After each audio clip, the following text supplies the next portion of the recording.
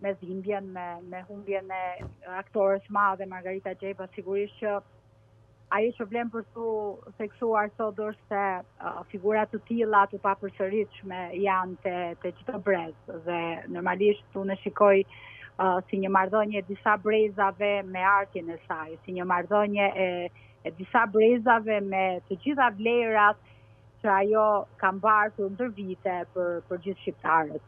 Në fakt është një gjë shumë e mirë në situatë të tillë, kur shikon se si figura të tilla i duan dhe i mbajnë në memorie dhe në dashuri edhe brezë i ri, se pa diskutim brezat të cilët kanë punuar bashkë, kolegët e Margaritës, patjetër që ndajnë kujtime, ndajnë eksperienca, ndajnë mbështetje, ndajnë dhe dashuri me njëra tjetrën, me njëri tjetrin, por ne në fakt në ditët në të cilat jetojmë me kaq intensitet dhe brull dhe në rrjetet sociale, të gjithë kanë një foto me Margaritën, të gjithë kanë një foto të saj të buzëqeshur dhe plot dashuri. Unë kam patur fatin e miqësisë së hershme me të, miqësisë të pandërprerë dhe në fakt sot ishte një lajm shumë i të shtushëm për arsye se përveç se takimeve, përveç se udhëtimeve, mbrëmjeve poetike, dashamirësisë, unë kam qenë mike e familjes edhe sigurisht kur mungoja, kur kalonin ca ditë edhe më merrte telefon, Elena ime, ku je? Është nuk di ta them me fjalë këtë lloj ndjesie, këtë lloj përjetimi të një mike shumë të veçantë, një artiste të jashtëzakonshme dhe mbi gjitha të një këshilluese shumë të ëmbël, të dashur, e cila nuk mungonte në të gjitha tavolinat, e sillte të gjithë harem dhe të gjithë gëzimin dhe mbi gjitha ajo që më bënte përshtypje ishte se nuk harronte të interesohej për suksesin tënd, për punët e tua, për familjen, për prindërit. Ajo ishte gjithanshme, ajo ishte aty ku duhet të sillte dashurinë. Nëse mungonte dashuria, ajo e sillte. Nëse mungonte ëmbëlsia, ngrohtësia, qetësia, guximi për t'i bërë gjërat, kurajo që u jepte grave, vajzave, e kanë patur shembull, e kanë patur model të jashtëzakonshëm të bukurisë, të sakrificës, le të themi të miqësisë të papërsëritshme. Janë individ të tillë të cilët janë të kudo gjendur me të gjithë përmasat e hynore të dashurisë që ajo ka mbartë në gjithë secilën nga ne. Unë kam patur mundësi të udhtoj me të dhe gjithmonë më thoshte ti je verior, unë besoj te ti. Edhe je shkëmbore, kam shumë video, shumë mesazhe. Besoj jam shumë e prekur sinqerisht, sepse më ka dashur si tisha një mike e zemrës së saj si mbet për edhe diferencën e moshës, por edhe për të gjithë këtë përzemërsinë e komunikimit që ne kishim me njëra tjetrën. Unë kam qenë pjesë e shumë aktiviteteve, kam qenë pjesë e shumë drekave, darkave, eventeve, shëtitjeve, dhuratave, videomesazheve që kemi pafund. Prej mbi 15 vitesh je mikesha e të ndjerës, pra një lidhje shoqërore, por jo vetëm, edhe lidhje shpirtërore. Si do e kujtoje takimin e parë me të madhen Margaritë? Unë isha studente dhe sapo kisha votuar librin tim të parë dhe për kujtesë Margarita në një nga librat e mi ka dhënë dhe një mendim, e kam në kopertinë të një nga librave të mi, më vonë, dhe i them, dhe i flas për veten, i flas për se ishte një dëgjuese shumë e mirë, i flas për poezinë, për ëndra, dëshirat që unë kisha atëherë. Në atë periudhë në sallën Black Box e Akademia e Arteve bëheshin dhe mbrëmje poetike dhe sigurisht ne kishim kontakt të vazhdueshëm me të. Unë personalisht kur kam takuar për herë të parë jam befasuar nga sytë e saj plot dritë, ajo bluja e bukur dhe le të themi përzemërsia dhe thjeshtësia në madhështi. Nuk e prisja. Mendoja një lloj indiferentizmi, një lloj tërheqje, një lloj le të themi protagonizmi që kanë të gjithë artistët e mëdhenj që e mbajnë pak atë qëndrimin të distancuar me individët të tjerë të zakonshëm, të thjeshtë dhe mbi gjitha studentë siç ishim ne. Më pas ne kemi bashkëpunuar disa herë në aktivitete të tjera, po prap në përkujtim të poetëve shqiptarë dhe jo vetëm, pastaj jemi takuar në mbrëmje poetike, në aktivitete, në promovime të librave të autorëve, jo vetëm shqiptarë, por edhe të shqiptarëve të Kosovës, të Malizbi e tjerë. Dhe krijuan një lloj le të themi marrëdhënie të shëndetshme, miqësie përtej artit, përtej poezisë. Dhe ju thash dhe më përpara, në momentin që u mungoja që isha në pushime apo isha në Kosovë apo jashtë diku, ajo më sëriste në telefon. Më thoshte Elena ku je, ku ke humbur? I thosha ku të shkojmë, hajde të të marr. Dhe e pranonte kujdesin tim, dhe pse ajo ishte kapedane, ajo kishte të gjithë imazhin e përcillte me vetbesim, me siguri, me bukuri në të gjitha ambientet kur ajo shkonte. E veçantë e saj ishte se të gjitha gratë dhe vajzat që ishin afër saj, pavarësisht statusit ekonomik, social, politik e tjerë, ajo ishte për zemrat me të gjithë. Nga masa e gjerë se ka artiste të tillë, domethënë nuk besoj që ka një artiste të tillë në asnjë vend të botës me kaq shumë dashuri sa që kishte Margarita. Helena, nga masa e gjerë e popullit shqiptar, Margarita njihet si një personazh kryesor, madhështor i ekranit dhe skenës. Po për ata që nuk e kanë njohur nga afër Margaritën, çfarë e bën të veçantë këtë zonjë?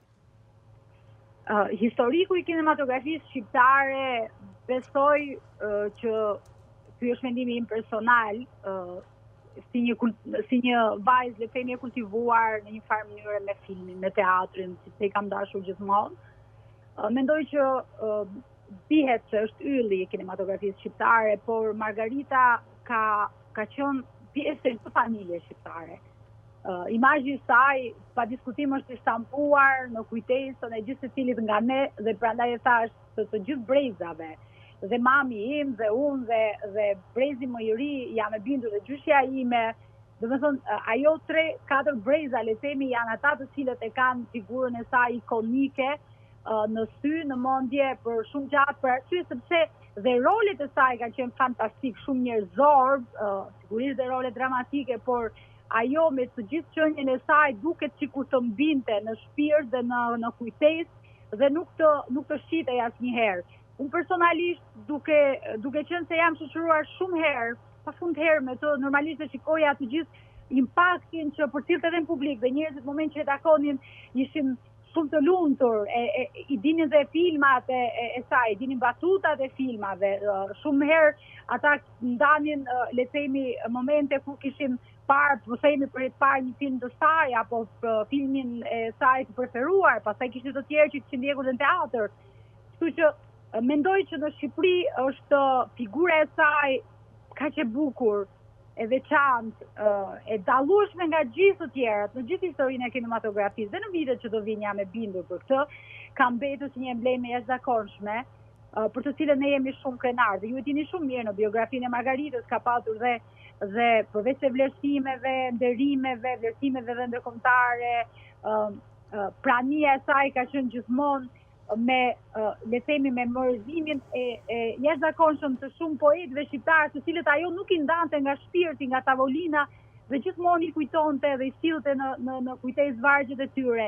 Pra ajo nuk ishte vetëm ajo gjithmonë ishte bashkë me të gjitha vlerat, le të themi, që kanë dhe shumë artistë të tjerë. Ajo nuk e ndante kur veten, nuk e veçonte asnjëherë veten. Ajo gjithmonë thoshte se ne e bëm këtë gjë, sepse poetët tanë, sepse shkrimtarët tanë, sepse artistët tanë, gjithmonë fliste në emër të gjithëve dhe asnjëherë nuk e ndante le të themi një rol nga një rol tjetër dhe gjithmonë thoshte se të gjitha rolet kanë qenë të jashtëzakonshme. Dhe ju e dini janë shkruar pafund studime, biografi për Margaritën, për udhëtimin e saj vjetësor nga Lushja në Tiranë, për zhvendosjen, për sakrificat, për vështirësitë dhe për le të themi për të gjitha sukseset, majat e sukseseve në karrierën e saj. Kështu që impakti është shumë i madh, ju po e shikoni në rrjetet sociale se sa pafund janë të gjitha ata të cilët e kanë ndjekur, e kanë takuar nga afër dhe mendoj që gjithë Facebooku dhe Instagrami dhe rrjetet sociale sot janë me portretin e jashtëzakonshëm të Margaritës. Ajo ka qenë në spital si pasojë e gjendjes së rënduar nga mushkret. Gjatë vizitës tuaj në spitalin ku ajo kurohej, cila ka qenë biseda juaj e fundit me të ndjerën të madhen Margarita? Them të drejtën, në raport me spitalin, disa shoqe dhe miq të mi kanë qenë pranë saj. Personalisht kam zgjedhur të mos jem, nuk doja ta shikoja në një gjendje të rënduar, por përpara se të sëmurej, ne bëm një telefonat dhe kishim lënë, i premtuam njëri tjetrit se do dilnim për drek, se po dilte dhe pranvera dhe kohë e mirë, edhe ju thash ne komunikonim vazhdimisht. Dhe të them të drejtën, edhe disa foto që janë ndarë nga spitali të miqve të shokëve të vizitorëve, nuk do kisha dashur kur të shikoja, sepse zgjodha që Margarita të mbetet në mendjen time, si Margarita në kënd dhe me të gjithë karrierën e saj, e cila sot është ndrit më shumë se çdo herë Shqipërinë, edhe gjithë kënd që e ka njohur dhe e mban me vete në kujtimet e shpirtit dhe të zemrës, ashtu të veçantë siç ishte edhe për mua, për shumë vajza të tjera, për shumë kolege. Ne kemi shumë shoqe të përbashkëta, miq dhe dashamirës së saj, në cilën ne jam e bindur që ne kemi zgjedhur disa nga fotot, disa nga aktivitetet për t'i ndarë edhe në rrjetet sociale, jo vetëm për t'u bashkuar me dhimbjen e familjes, por për të treguar që disa dhimbje të tilla janë më shumë se familjare, më shumë se artistike, po janë dhimbje njerëzore që përfshin gjithë secilin nga ne.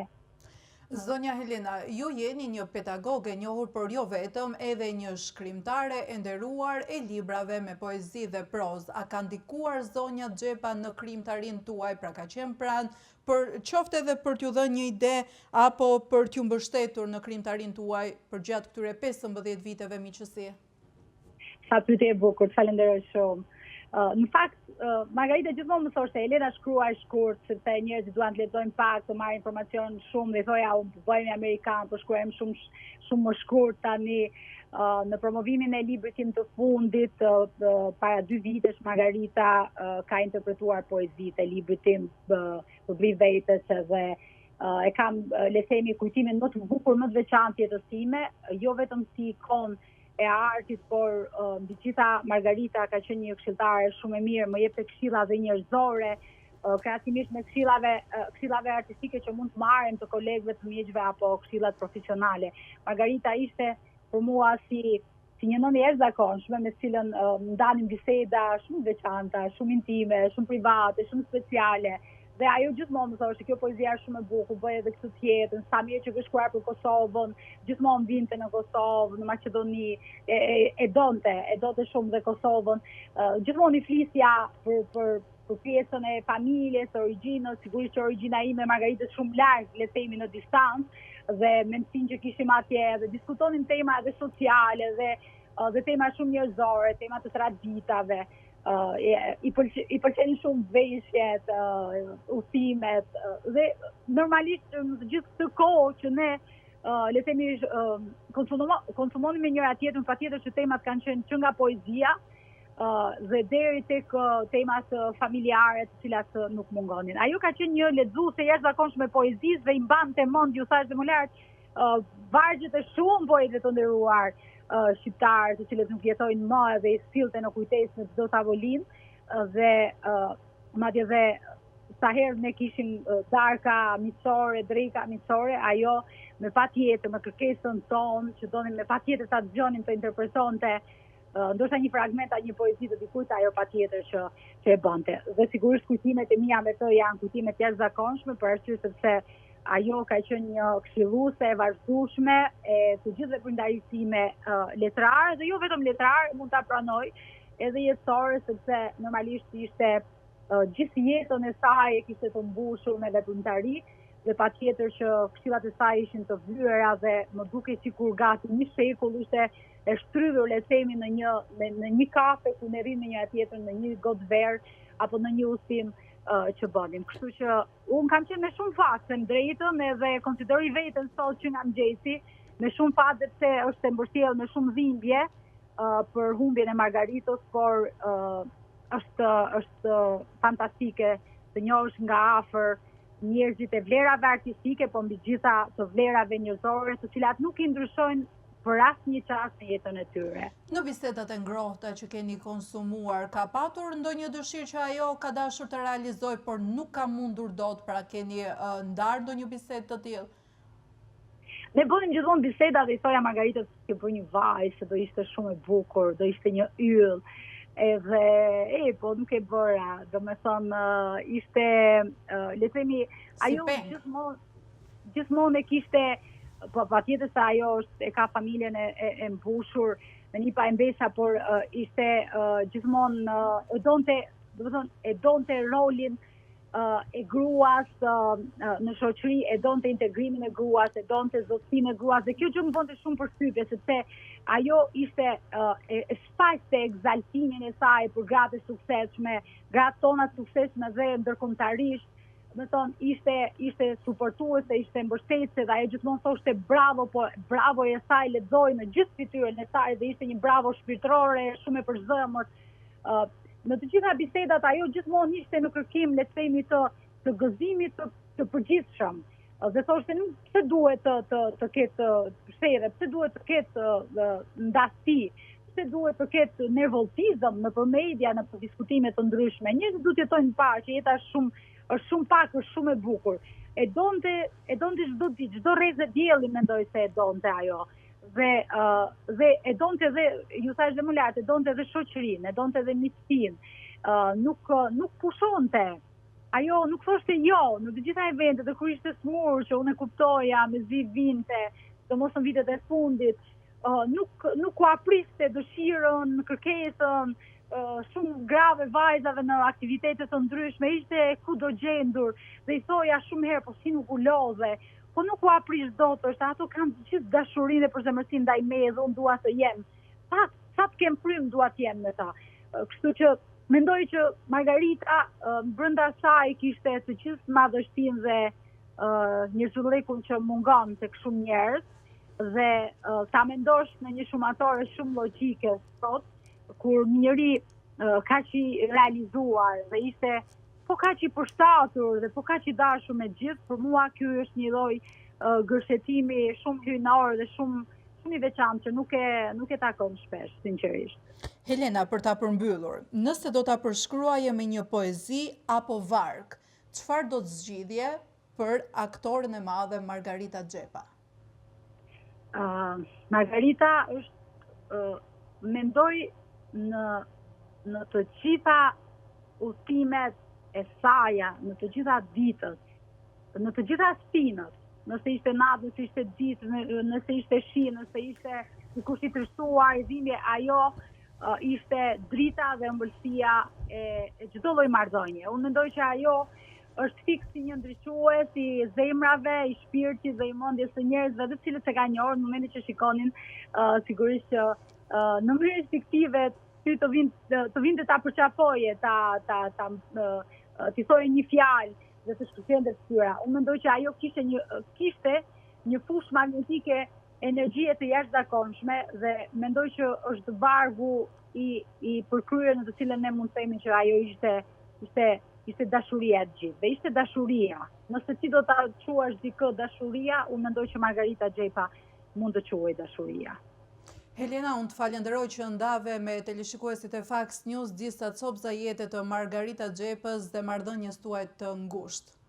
Faleminderit shumë, ishte shumë kënaqësi, Ngushëllime familjes, ngushëllime gjithë shqiptarëve. Faleminderit.